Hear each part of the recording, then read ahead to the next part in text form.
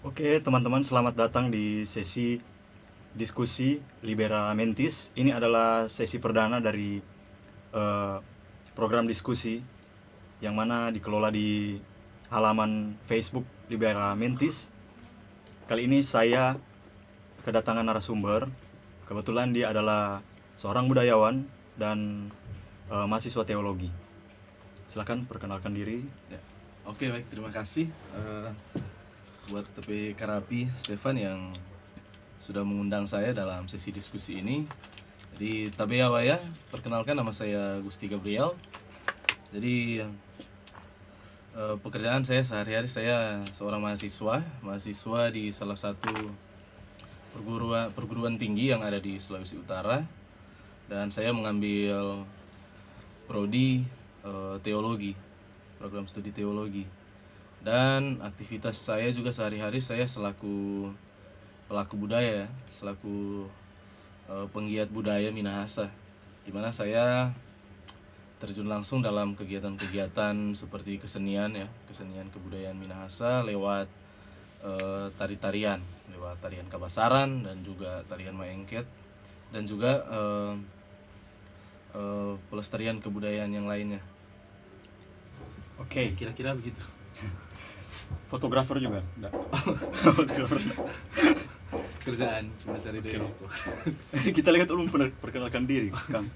Saya sendiri Stefan Ponto. Saya seorang lulusan sarjana sains terapan. Saya merupakan seorang yang liberal sekaligus non-believer.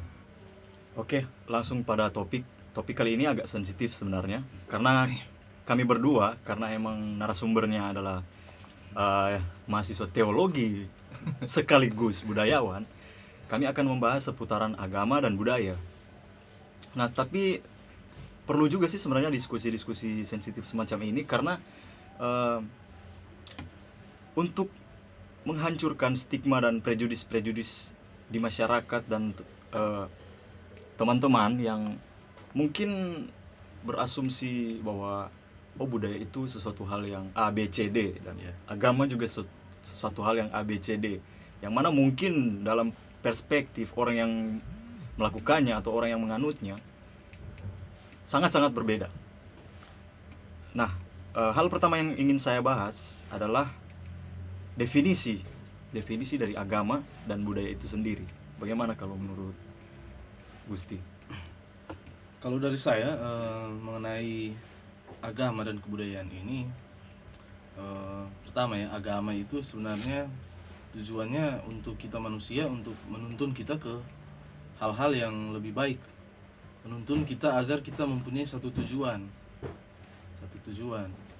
Nah, di mana agama ini sudah tentu ketika ia datang, dia masuk khususnya di Indonesia dengan ada beberapa agama ini, tentunya tujuannya bukan untuk supaya orang lebih ke kehidupan yang lebih manusiawi. Ini mengenai agama ini. Jadi itu tujuannya ada agama-agama ini di Indonesia ini sebenarnya untuk membawa kita manusia untuk hidup saling berdampingan, hidup tidak terpecah belah juga, karena Tidak kacau. Tidak kacau, karena tentunya kita sudah memiliki dasar iman kita masing-masing. Itu kalau menurut saya tentang agama. Dan untuk kebudayaan juga, untuk kebudayaan ini tentunya kita sebagai warga negara Indonesia, tentunya kita semua memiliki latar belakang budaya yang Berbeda-beda. terlebih khusus kita juga yang ada di Minahasa. Nah, tapi banyak orang yang mungkin karena sudah terlalu modern ya, atau mungkin karena Pengaruh globalisasi. iya, pengaruh globalisasi, jadi seakan-akan kebudayaan ini dikesampingkan. Padahal dengan adanya budaya ini, adat istiadat kebudayaan orang yang ada di Indonesia ini, terlebih khusus yang di Minahasa, selalu mengajarkan orang hal-hal yang baik. Karena contohnya sekarang juga masih ada kebudayaan Minahasa yang mengajarkan hal-hal yang baik yang masih diadopsi sampai sekarang di zaman yang Masih relevan ya, sampai sekarang. masih relevan, kayak kebudayaan Mapalus. Itu dia. Masih ada sampai sekarang. Dan itu menurut pandangan Anda, sudut pandang Anda, apakah itu agama Kristen, pada khususnya agama Kristen? Karena agama Kristen yang adalah agama yang paling berkembang di Minahasa. Apakah kekristenan dengan keminahasaan itu satu hal yang cocok gitu? Oh ya, kalau menurut saya itu adalah satu hal yang cocok. Jadi agama Kristen ini masuk ke Minahasa lebih diterima untuk khususnya orang-orang Minahasa di zaman itu, ketika para misionaris datang, penginjil-penginjil datang. Mungkin orang-orang Minahasa lebih bisa mencerna, lebih mencerna kekristenan daripada agama-agama yang lain. Jadi kekristenan itu ketika dia masuk di Minahasa, para penginjil-penginjil ini tidak langsung mengajarkan Injil, mengajarkan Alkitab.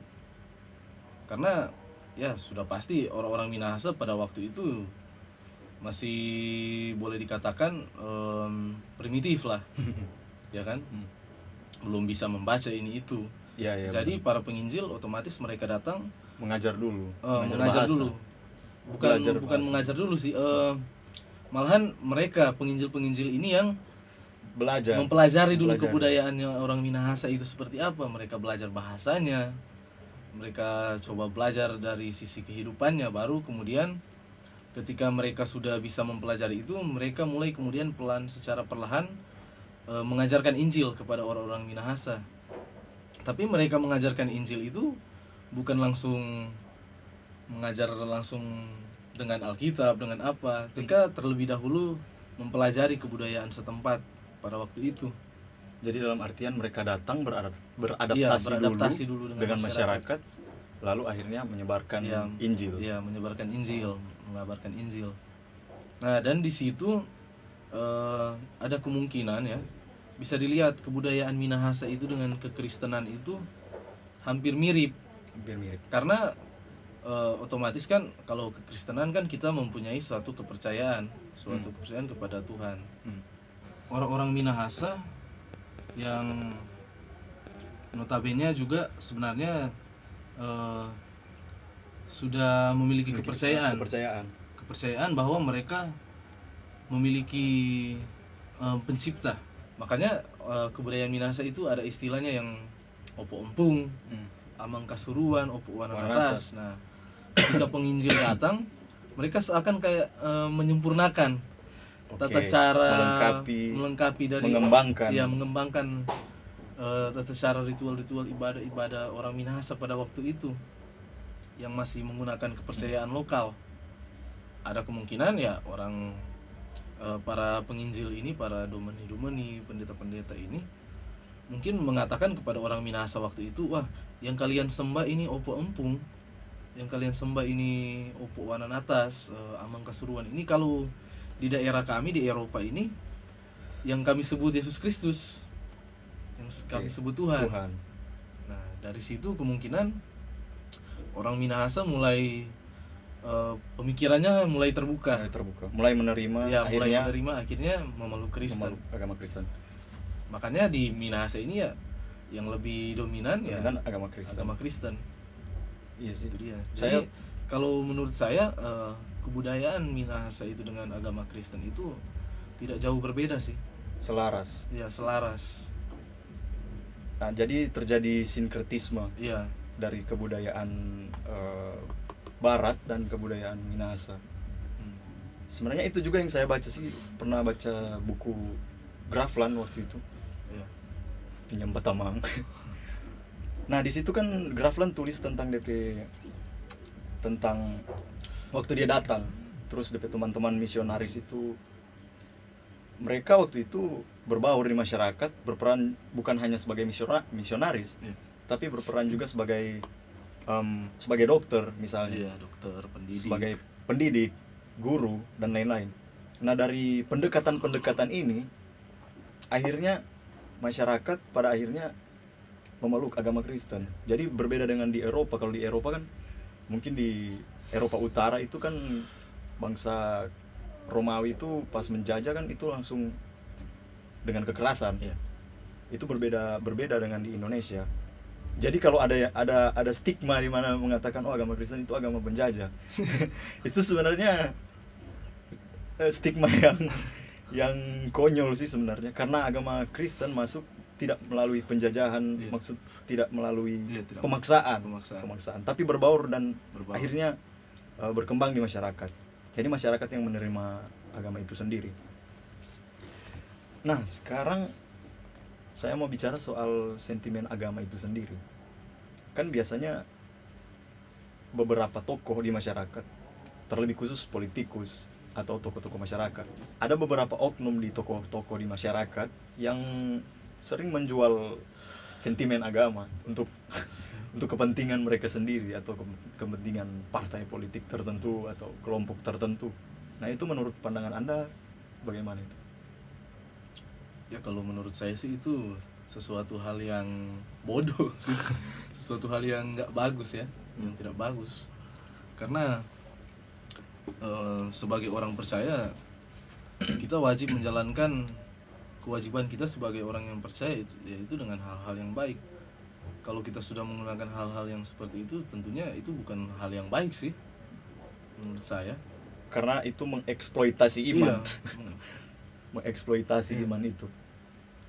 Karena dampaknya juga sebenarnya buruk di masyarakat. Iya, buruk. Di mana pemimpin harusnya memberikan contoh. Iya. Pada akhirnya dia menjual iman tertentu untuk tujuan tertentu. Pada akhirnya akan ada kelompok yang terpinggirkan, yaitu Iya. kelompok-kelompok yang tidak mengimani apa yang dia imani. Iya. Jadi itu yang bermasalah sih sebenarnya. Tapi itu sudah menjadi Kayak budaya. seperti budaya gitu di Indonesia. Makanya saya aneh, agak absurd. Iya. Jadi itu juga salah satu yang ini loh, tentang sentimen-sentimen orang ketika misalnya orang berbudaya tapi juga beragama. Iya. Nah, itu juga kan sama sebenarnya. Bagaimana menurut pengalaman apakah ada diskriminasi atau Kalau dari pengalaman saya sih, saya Banyak. banyak kali ya. Karena dengan latar belakang saya seorang mahasiswa teologi. Kemudian saya juga dalam kehidupan sehari-hari saya melaksanakan kehidupan saya dengan masih menggunakan tata cara kebudayaan Minahasa. Tentunya saya seringkali diserang ya, dijudge. Wah, kamu kok kuliah teologi, namanya kan juga sudah kuliah teologi, pasti orang berpikir kamu calon pendeta. Kamu kok calon pendeta tapi masih mempercayai hal-hal yang seperti ini.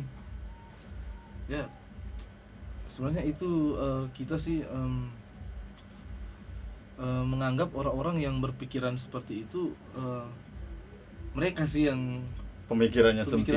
sempit, dan justru mereka yang kalau ada Iya. yang mengatakan melakukan adat Itu sudah sesat kali ini. Sesat, ya. Sebenarnya yang sesat itu yang dorang itu yang mereka yang memikirkan hal seperti itu. Karena seperti yang kita bahas tadi di awal, bahwa sinkretisme itu terjadi dan itu hal yang lumrah terjadi di setiap kebudayaan. Iya. Di mana ada masyarakat, di situ ada adat istiadat, Iya. dan di situ ada kepercayaan, dan tidak menutup kemungkinan kepercayaan itu akan berkembang. Iya. Entah karena diadopsi dari kepercayaan yang lain atau yang dari luar masyarakat itu sendiri, seperti yang dijelaskan tadi. Jadi sebenarnya sampai hari ini masih relevan ya, Iya, masih adat relevan. Dan budaya budaya yang beriringan. iya. Karena tidak mungkin kan kita memeluk Kristen kan, rupa saya ini memeluk Kristen.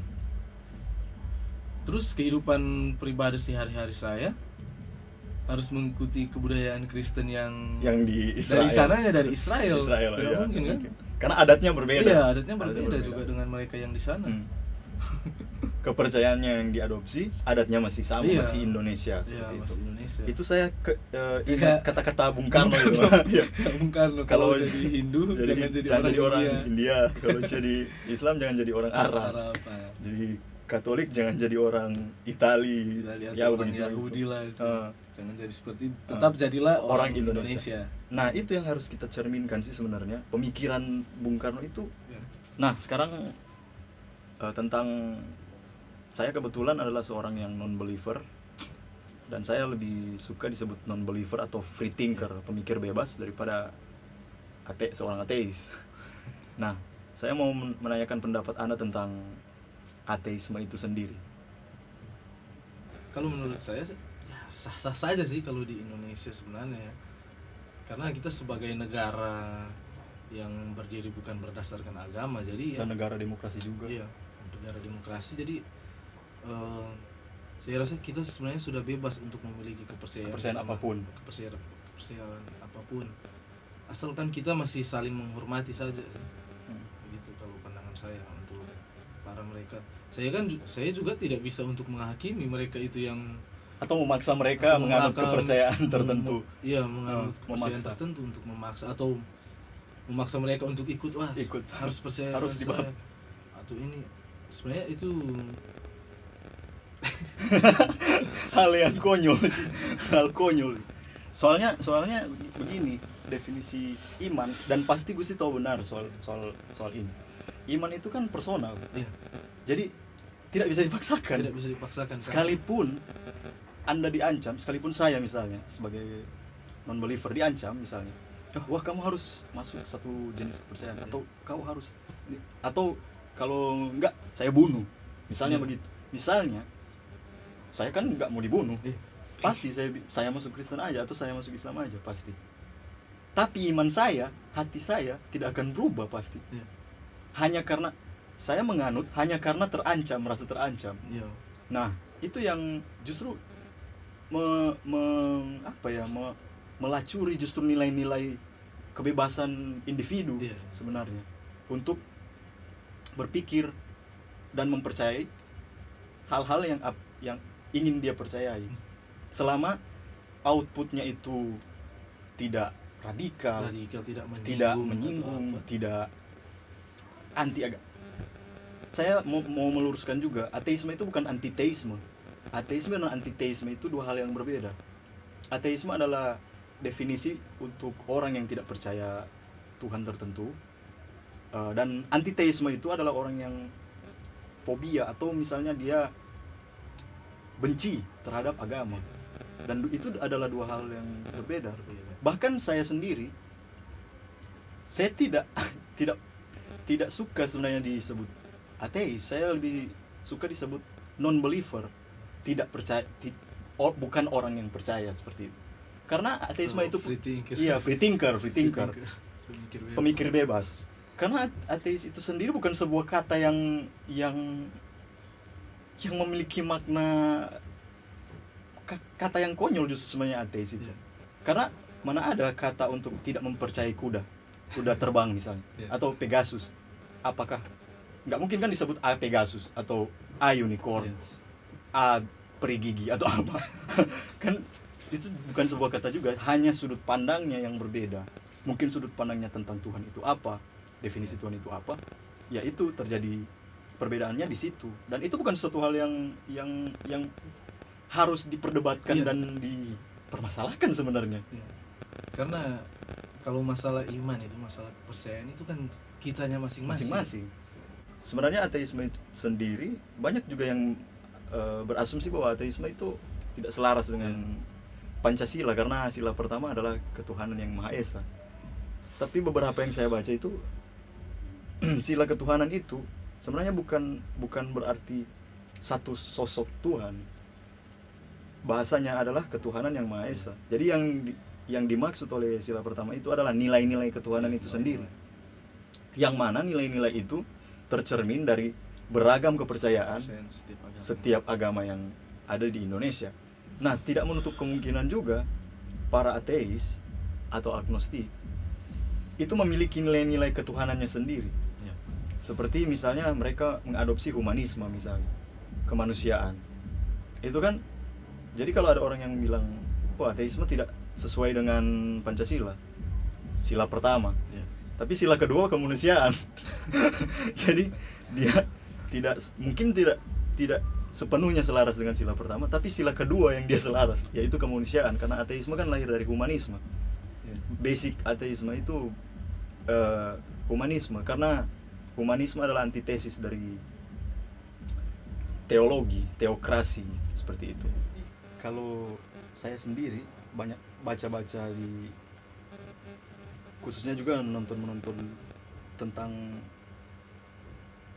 hukum legal, tentang orang itu bisa enggak jadi ateis. Itu sebenarnya enggak apa-apa selama dia enggak menyebarkan paham itu. Misalnya begini, saya ateis, saya memaksa Anda jadi ateis juga. Nah, itu salah. Itu enggak bisa. Itu ada hukumnya, ada hukum pidananya gitu.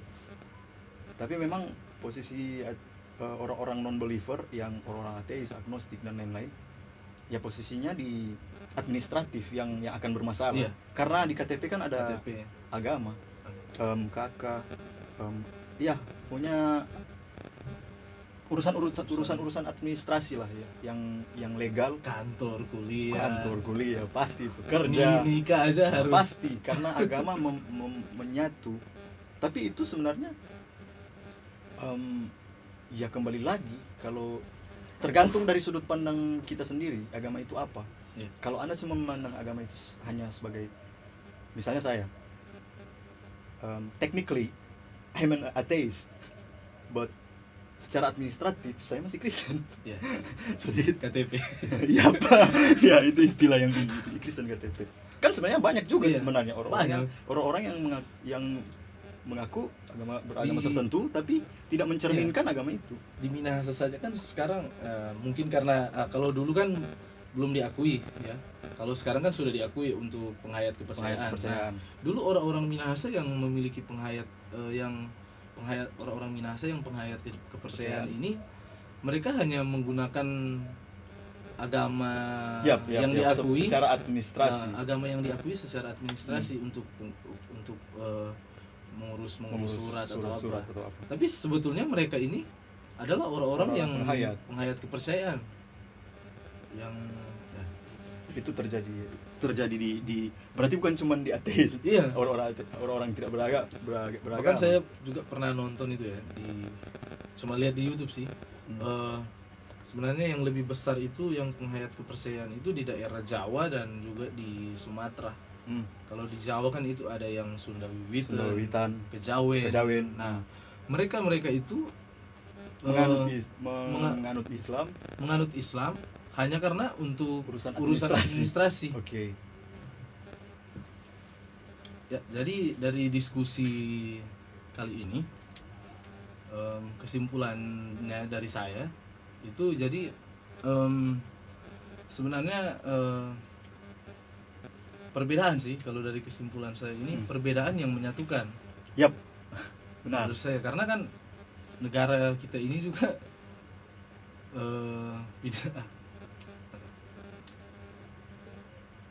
jadi kesimpulannya dari diskusi kali ini, kalau dari saya adalah tentang perbedaan yang menyatukan, di mana kita orang-orang yang memiliki iman, kepercayaan dengan orang-orang yang tidak memiliki, jadi katakanlah ateisme atau berbeda keyakinan, berbeda agama, itu bisa menyatu, bisa bersahabat, bisa duduk minum bersama, diskusi.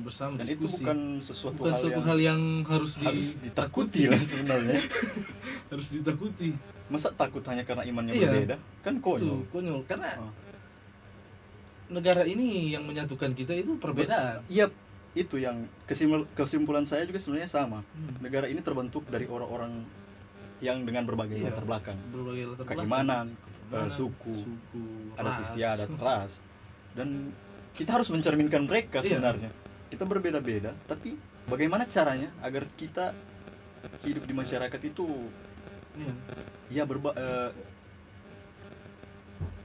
harmonis lah, bisa dikatakan harmonis. Nah, usaha-usaha itu yang harus kita kedepankan, Iya. bukan usaha-usaha yang menganggap perbedaan itu sebagai hal yang tidak baik, yang chaos, yang apa. Atau Sudut pandang semacam itu berbahaya. sudut pandang yang gimana ya, kita harus contohnya kita satu golongan kita ini harus yang lebih banyak. Yang lebih banyak. Wah itu Itu so eksklusivitas. bahaya itu. Eksklusivitas itu bahaya. Jadi ya Fanatisme. jadi kesimpulannya intinya itu hargailah perbedaan itu. Hargai perbedaan itu dan maknailah perbedaan itu dengan hati yang bersih. Ya. Hati yang bersih. Makasih teman-teman sudah menonton diskusi kami berdua kali ini. Nantikan diskusi-diskusi lain dengan topik-topik yang mungkin akan lebih sensitif dari ini. Sampai jumpa di video-video selanjutnya. Salam dari kami berdua. Semoga sehat selalu dan tetap ikuti protokol kesehatan, jauhi tempat-tempat yang ramai dan jaga kesehatan. Pakatuan, Pakalawiran. Sita Wayasa.